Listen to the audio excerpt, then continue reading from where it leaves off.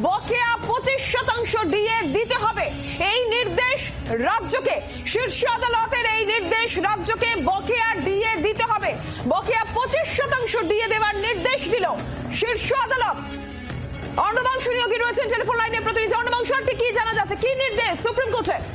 নীলাঞ্জনা, দেখো, দীর্ঘদিনের একটা অপেক্ষার পর আজকে কিছুটা হলেও স্বস্তি সরকারি কর্মচারীদের। একের পর এক দিন বদলেছে, শুনানি পিছিয়ে গিয়েছে।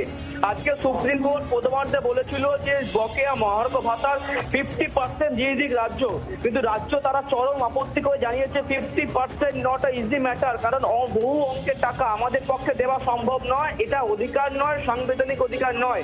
তারপর সুপ্রিম কোর্ট বলে তাহলে 25% দিয়ে দিন।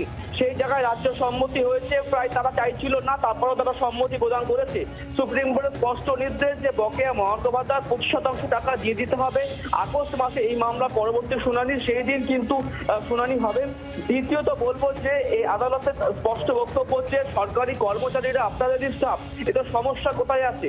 25% মহার্ঘ ভাতা দিয়ে দিন এবং আগস্ট মাসে মামলার পরবর্তী শুনানি, তারপর নির্ধারিত হবে যে পুরো বকেয়া তারা কবে পাবে, অর্থাৎ মামলার ভবিষ্যতের উপর নির্ভর করবে তার বাকিটা। আপাতভাবে কিন্তু 25% মহার্ঘ ভাতা ক্লিয়ার করার নির্দেশ দিল সুপ্রিম কোর্ট। দীর্ঘদিন পর আজকে কিন্তু অবশ্যই কিছুটা